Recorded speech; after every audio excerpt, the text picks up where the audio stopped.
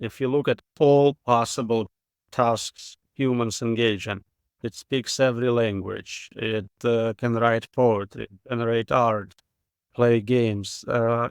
No human being can compete in all those domains, even very capable ones. So truly, if you average over all existing and hypothetical future tasks, it's already dominating kind of just because it's so universal, so general, beyond what a typical human is expected.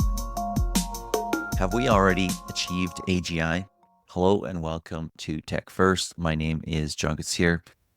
We all saw OpenAI just released GPT-4o. It's impressive. The implications are huge for so many different professions, not least of which is education, tutoring. It's also showing us the beginnings of AI that is truly present in our life. It sees what we see. It doesn't exist just in a box with text input. It hears what we hear. It hallucinates less. What does that and other recent advancements in AI mean for AGI? To chat, we have Roman Yampolskiy. He's a research scientist. He's a PhD in computer science. He's an author. He's associate prof at the University of Louisville. Welcome, Roman. Thank you so much for inviting me. Hey, super pumped to see you. Last time we saw each other was at the Beneficial AGI conference in Panama, which was great fun. And Panama was a wonderful place to be. Hope you enjoyed that. Oh, yeah, I loved it. I discovered Panama. That was awesome. Exactly. And the Panama Canal, which was cool. I want to kick this off by just reading what you recently posted. You recently posted, in my opinion, current AIs, when their performance is averaged across various tasks, already surpass the intelligence of the average human. While top individuals still outperform AI in many areas, this gap is rapidly shrinking. That sounds AGI-ish. Well, the best definition of intelligence, in my opinion, comes from Shane Legg. And to kind of simplify it, he says it's ability of a system to win in any environment. So we're not talking about narrow systems. If you look at all possible tasks humans engage in, it speaks every language. It can write poetry, generate art, play games. No human being can compete in all those domains, even very capable ones. So truly, if you average over all existing and hypothetical future tasks, it's already dominating kind of just because it's so universal, so general, beyond what a typical human is expected. We also, for some reason, think very highly of humans. I don't know if you get to interact with average people and half of them are below average. That's not an impressive level of performance. You remind me of the quote. I forget who it was. I'm not sure if it was Robert Heinlein or somebody who said, no, it's probably George Carlin. The average person is a moron and half are worse or something like that. Of course, we all think we're above average. Everybody thinks they're above average. That is not always true, especially across different domains. I'm sure I'm below average in many areas. So in any case, Of course, absolutely true, but we do have measures of general intelligence, and on those you can pretty accurately assess if you are at the top or not. yeah. So this is it's a massive big deal, right? And we've always had this thought that after AGI, the singularity, after AGI, everything changes and it changes instantly, like quickly. The chart of progress just goes straight up. And is that a false thought, perhaps? Well, it is happening pretty fast. I mean, the change is happening weekly. Every week there is a new model with new capabilities, improvement. It may not seem like it's going straight up, but if you zoom out, let's say there is 70 years of research in AI. Most of the progress is within the last 5% of that timeline. So it is Mhm. starting to look pretty steep. And as it gets more general, I think it will accelerate in terms of being able to observe new knowledge, new capabilities. It may not be instantaneous in a sense of 1 second after this model is released, but it takes 21 years to raise a human, and they are known to be general intelligences. So if this takes 3 years to get to super intelligence, it's pretty quick. Yeah. What's another prerequisite for a singularity type event? Because you can have this super intelligence, but if it's only like, a genie in a bottle that we summon and put back in the bottle, I mean, it has to have some life of its own, does it not? So the switch from tool AI, where it just listens for your commands and tries to fulfill them, to agent AIs, where they are kind of entities with ongoing sets of plans and goals and can create additional plans and goals. I think that's the game changer. And quite a few of those companies are now talking about creating agents for businesses, agents for societies of agents to interact and get better performance by having so many of them, kind of wisdom of artificial crowds. You also just quoted Sam Altman in another post. You should bring up that quote right now, the one It about was not a education. quote of Sam. To be fair, it's a journalist writing a very not funny headline. Sam did not explicitly say Okay. the phrase. It's What was the basically phrase? the common dream of everyone is to have a killer app. And they're Yes. talking about agents being a killer function of AI. Yes. Yes. The Paraphrase killer of app. what Sam said, but still not the best choice of words. This could be really happening very soon. Yeah, we did just go to the beneficial AGI conference, not the killer AGI conference. Not saying those don't exist. I mean, there are people building military AI. So talk about what this changes, right? Because if we've seen the internet, we've seen the price of information, the price of data approach zero, right? As you look at the field of robotics, you can kind of extrapolate out. And while it's very expensive right now to build and field and ship and use robots, you can see that the price of physical labor will approach zero. With AGI, it looks like it will beat that. It'll beat blue collar labor. White collar labor could be at risk first. Price of mental labor could approach zero. How does that change everything? So it really depends on how far in the future you're trying to make your prediction. We used to say, long term was 20 years, 30 years until AGI. Short term problems, technological unemployment were more immediate. But now most prediction markets and people are saying we're 3 to 5 years away from AGI. So that completely changes our concerns. For me, it's existential risks. If you're still concerned about technological unemployment, then we're really looking at all jobs automatable. It's not just low level or specific occupations. Really, anything can be automated. And it looks like robotics industry is catching up. There are multiple humanoid robot models which are quite capable already, and the progress is also exponential. So even the physical labor, the difficult task of being, a plumber or something like that, could also be automated. That's a pretty good future if we do it right. That's a pretty awful future if we do it wrong. Well, even if we do it right in the sense of not getting killed by it, it's not obvious that people are happy with nothing to do. We all kind of depend on having a place to go in the morning, and a lot of people derive meaning from being a speaker, a writer, a comedian, whatever it is you are self-identifying as. And if all that is gone, it's a really cultural crisis we're not prepared for. We talk about very commonly about existential risk, suffering risk. We're coining the term I risks, ikigai risk, meaning your meaning is stolen from you. Hmm. Hmm. My hope and dream is that we'll find different ways of creating meaning that are not necessarily related to a job that provides the necessities of our life. But obviously, that remains a point in question.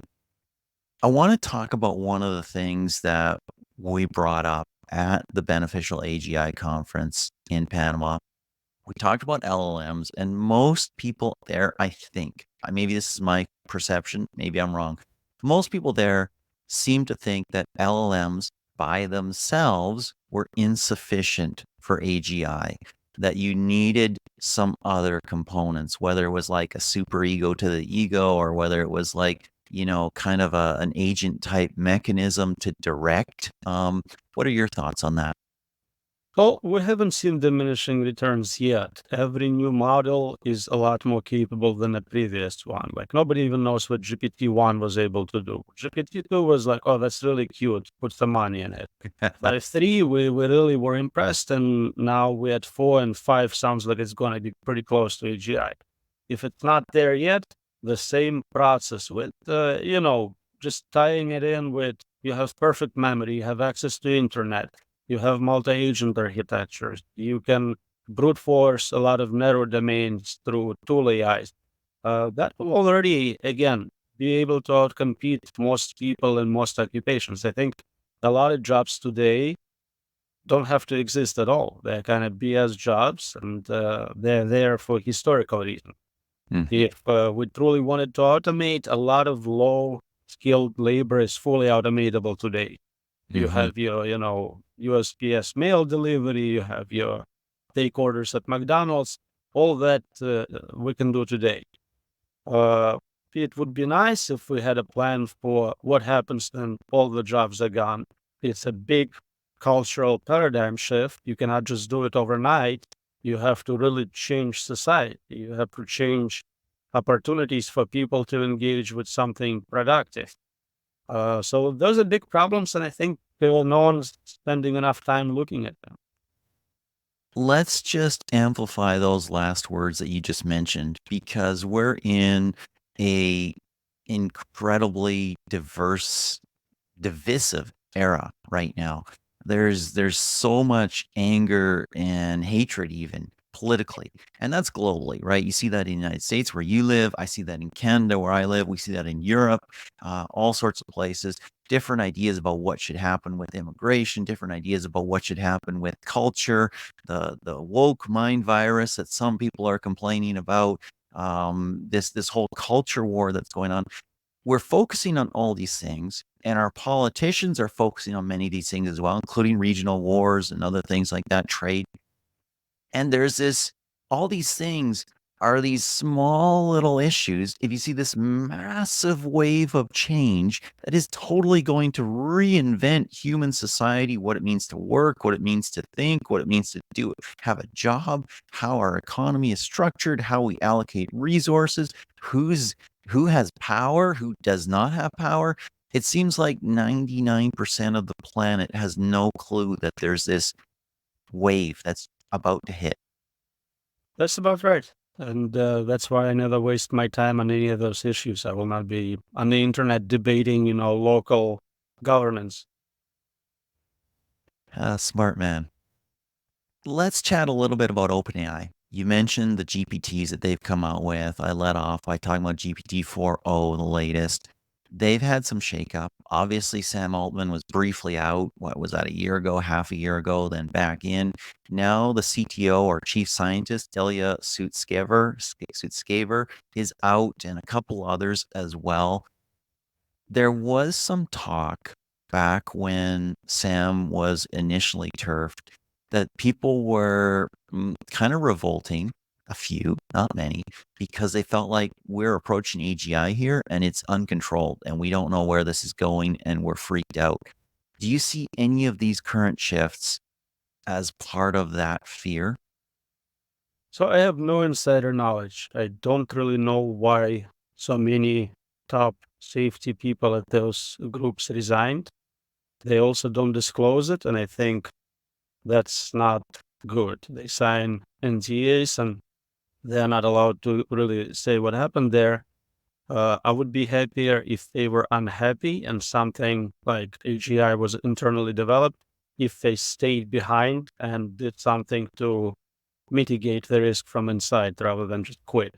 If you Hmm. have a security guard at the mall and shooting starts, you don't want him to quit. You want him to take responsibility. And if he does run away, we can kind of hold him legally responsible for failing at his duties, I would hope. It's Hmm. the same here. You Hmm. were hired to do safety work. You were letting all of us down. Hmm. Hmm. Yeah. Well, I guess we'll learn more about that in the future. Hopefully not as a singularity begins, but we'll find out.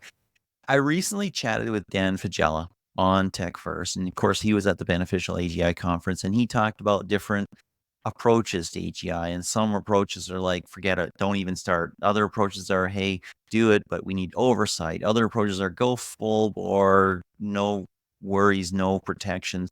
Where do you kind of fit on those spectrum? So we need to be specific about what type of AI we're referring to. Narrow AI systems are incredibly useful. They're tools. We should develop them. They are great for research, for medical work. I strongly encourage monetizing them, deploying them. It's wonderful. Creating superintelligence, a truly general, more capable system which we cannot control, sounds like the dumbest thing we can possibly do. We'll build our own replacements. So unless you have a working safety mechanism in place, which no one claims to have, just don't work on more capable general AI. I don't see any way to put the genie back in the box. I don't see any way to stop development there. Certainly not across companies, certainly not across all nations. And there's very open questions of if you actually did develop a super intelligent agent, how would you totally what does safety even mean in there? I mean, you can have all the systems you want, but if you got something that's 10 times, 100 times as intelligent as you are, well, we've seen that pretty much every security system that we've ever built is hackable, and for a super intelligent agent, good luck. Right, and it makes perfect sense. So for personal self-interest, no one should be developing those systems. They would get you killed. You're a young, rich guy, you have $1 billion startup. Why would you want to destroy all that? It sounds like if there is enough of those convincing arguments, that should convince them not to go in that direction. They would not be known even as a bad guy in history because they'll destroy history. Yeah, we also invented the atom bomb and the hydrogen bomb and many other things like that. And I don't think that many of the people who are building these have the ability to stop. They're wired to keep opening the next door. I'm not saying you're wrong, but it seems like this is our best chance to present convincing enough proofs of impossibility and deploy it to people who are smart enough to comprehend them. Hmm. They're smart enough to build those systems. They should be smart enough to understand you cannot build a perpetual safety device, like a perpetual motion machine.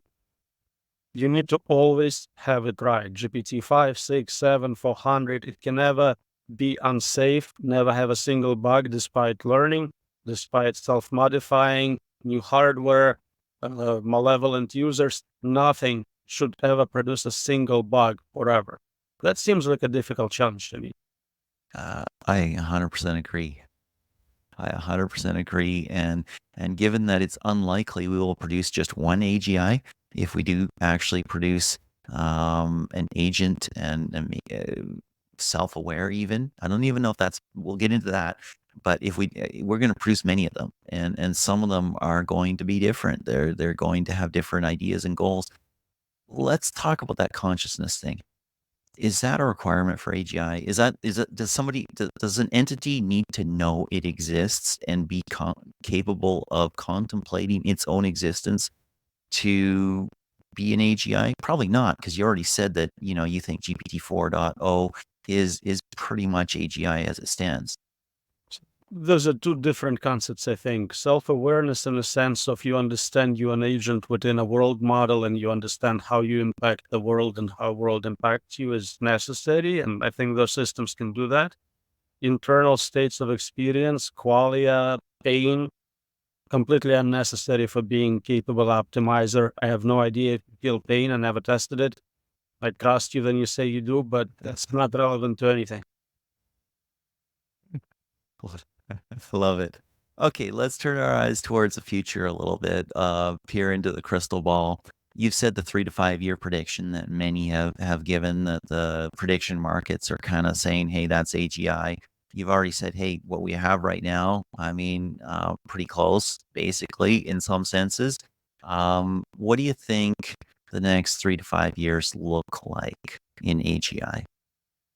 It sounds like they're going to continue releasing more and more capable models, like watching a kid grow. You had a 5-year-old, now it's a 7-year-old. What's the difference between the two? It's hard to pinpoint specific major milestones at that age range, but clearly they're becoming more capable. And by some point, they become smarter than you, hopefully.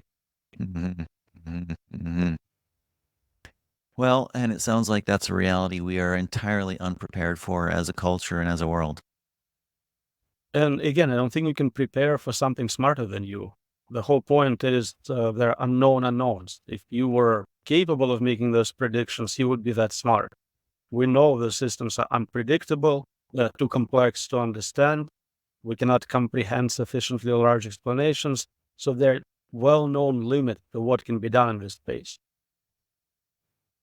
David Brin, science fiction author, also astrophysicist, was at the Beneficial AGI conference as well and felt like, hey, AI is coming, AGI is coming. It will be dangerous. The best option for us is that AI polices AI. Agree? Disagree? I'm not sure how that could be implemented. You're basically requiring this catch-22 where you have a friendly superintelligence to help you develop other friendly superintelligences, monitor them, supervise them. If there is adversarial relationship, now we're collateral damage in this AI wars. But the bigger problem is we don't have already aligned police officer AI. And you Hmm. cannot have narrow systems monitoring general systems. And all we can verify narrow systems. Yeah, pretty challenging. The problem of intelligence, right? It's like our cat trying to police us. They can influence our behavior, but only as far as we want to be influenced. Yeah, I haven't seen examples of where lower level intelligence can indefinitely control, not influence, control higher level intelligence. Agree. Agree. Excellent. Well, thank you so much for taking this time, Roman. Do appreciate it. Thank you for inviting me again.